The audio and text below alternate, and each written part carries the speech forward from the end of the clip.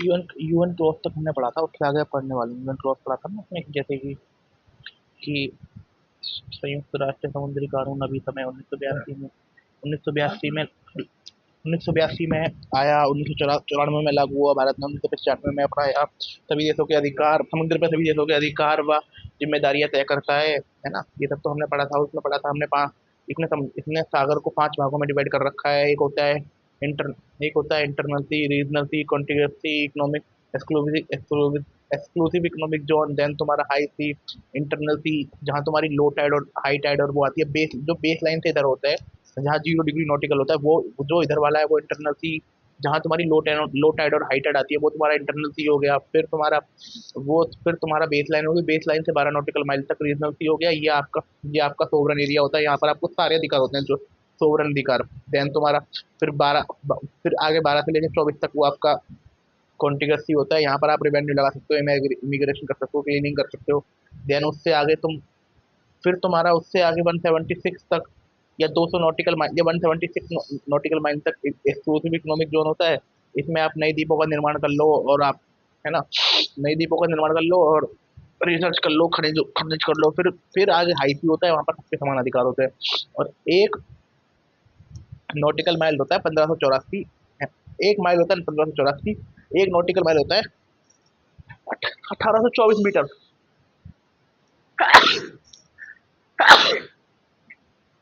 Sorry, इसके आगे हम पढ़ने वाले हैं। अब इसके आगे ये हमारा चैप्टर 1 तो खत्म हो चुका है, इसके आगे हम पढ़ने वाले हैं बाकी चीजें। अब क्या हुआ था, 26 जून 2004 को ना इंडोनेशिया के जो काराटोका ज्वालामुखी फटने से ना बंगाल की खाड़ी में सुनामी आई, जिससे भारत का जो सबसे सबसे दक्षिणतम पॉइंट है ना, इंदिरा पॉइंट, डूब गया था।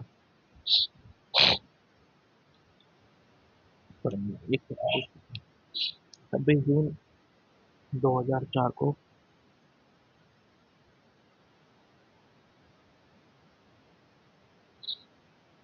4 को इंडोनेशिया इंडोनेशिया के कारण काराटोआ ज्वाला ज्वालामुखी के फटने के कारण ना बंगाल की खाड़ी में सुनामी आई। बंगाल की खाड़ी में सुनामी आई, जिसके कारण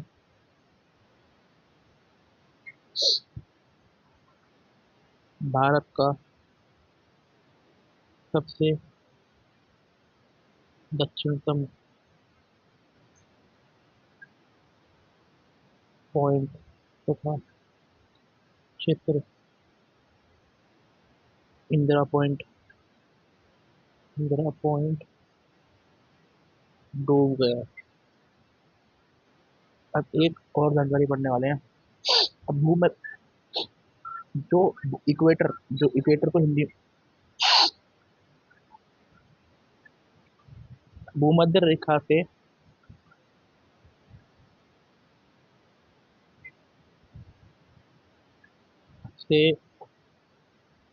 ध्रुवों की ओर ना, और सूर्य का तिरछापन तिरछापन बढ़ता जाता है ना।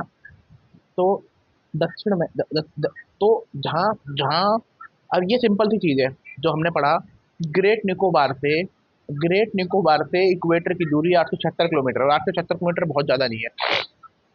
जहाँ सूर्य कांस्टेंट है, कांस्टेंट, तो वहां दिन रात की दूरी, मतलब अगर सर्दी पड़ेगी तो भी तो सूरज बिल्कुल सामने रहेगा ना, तो गर्मी पड़ेगी तो भी सूरज सामने रहेगा, है ना, ज्यादा ज्यादा अंतर नहीं होगा।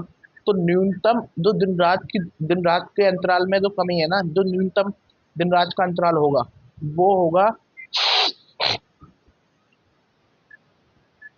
तमिलनाडु में।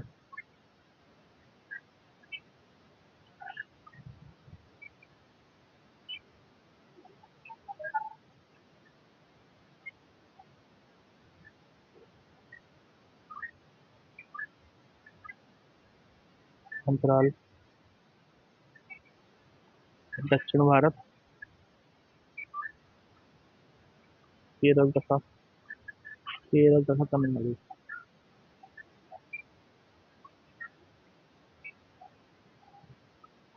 अधिकतम दूरी, अधिकतम दिन रात अंतराल।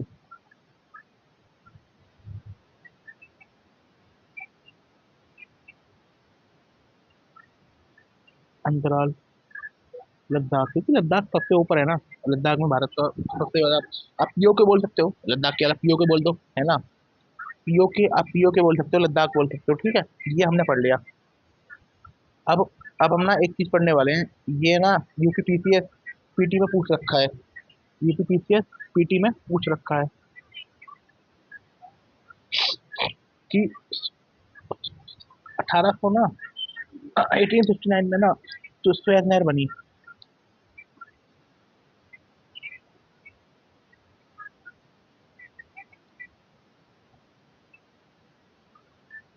नहर के निर्माण से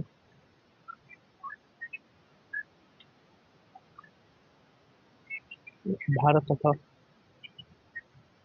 यूरोप की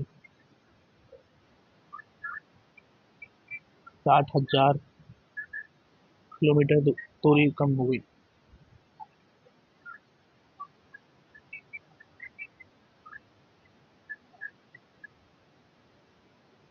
ये है ना।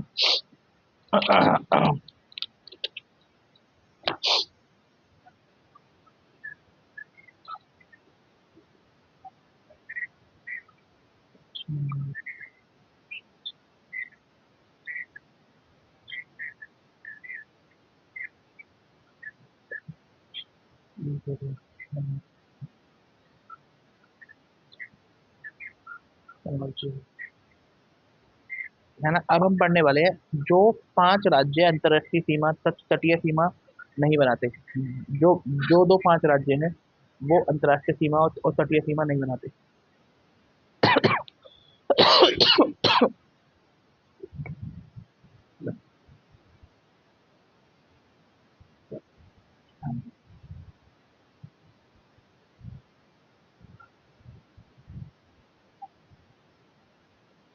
तो हाँ, तटीय सीमा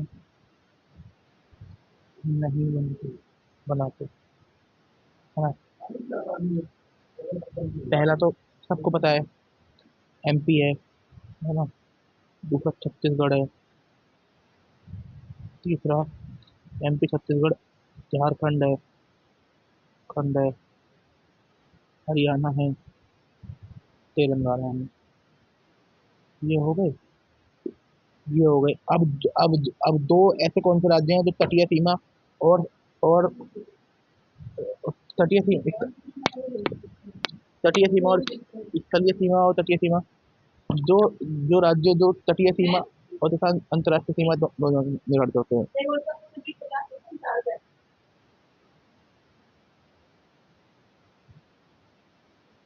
तटीय सीमा, अंतर्राष्ट्रीय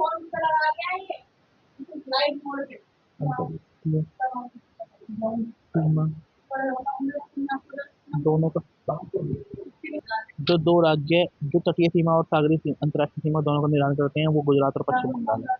अब एक एक्स्ट्रा इन्फॉर्मेशन पढ़ने वाले हैं, बहुत मस्त इन्फॉर्मेशन।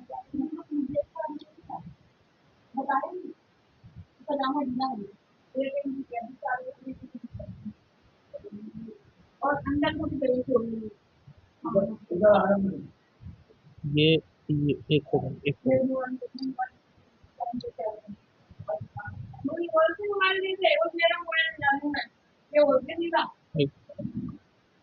एक सेकंड, एक सेकंड, एक सेकंड। हैं? मॉल में बनते हैं टैटू, सारे मॉल में बनते हैं।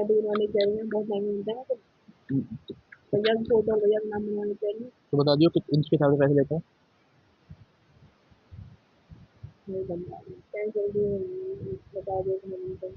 मॉल में बनते हैं। दो तीन साल, एक दो साल रुक जाएंगे, 2 साल रुक जाएंगे, मैं बनवा दूंगा। ये जाएंगे किसी जगह नहीं घूमने साथ। ये हो गया पवनदीप। पवन द्वीप हो गया, है ना। तू कोई पागल है। ये ये ये ये हो गया, ये हो गया पाक संधि देव, पाक संधि। ये हो गया बंगाल की खाड़ी, बंगाल की खाड़ी, की खाड़ी, मन्नार की खाड़ी, मन्नार की खाड़ी, की खाड़ी। ये हो गया,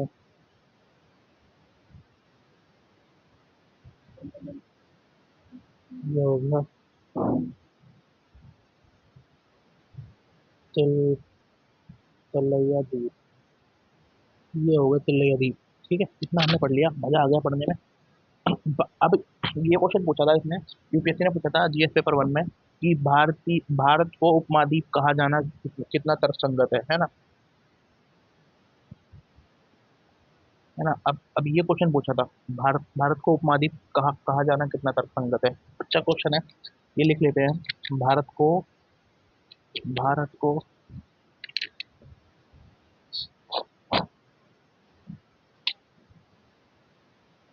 भारत को महाद्वीप कहा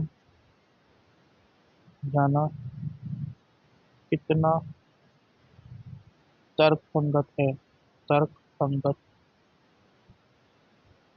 है ना। ये हो गया पॉइंट। अब इसमें पॉइंट आता है कि कितना तर्कसंगत है। तो उपमहाद्वीप, भारतीय उपमहाद्वीप में कौन कौन से देश आते हैं? नेपाल, भारत, पाकिस्तान, भूटान, नहीं भूटान नहीं आता, हाँ भूटान, भूटान, अफगानिस्तान, अफगानिस्तान तथा बांग्लादेश। ये देश भारतीय उपमहाद्वीप में आते हैं।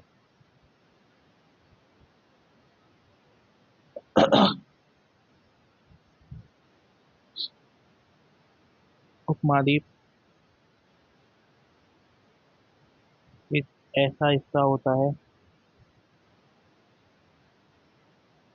जो किसी ऐसा हिस्सा होता है जो किसी न किसी भौगोलिक इकाई द्वारा पृथक होता है, जो किसी न किसी भौगोलिक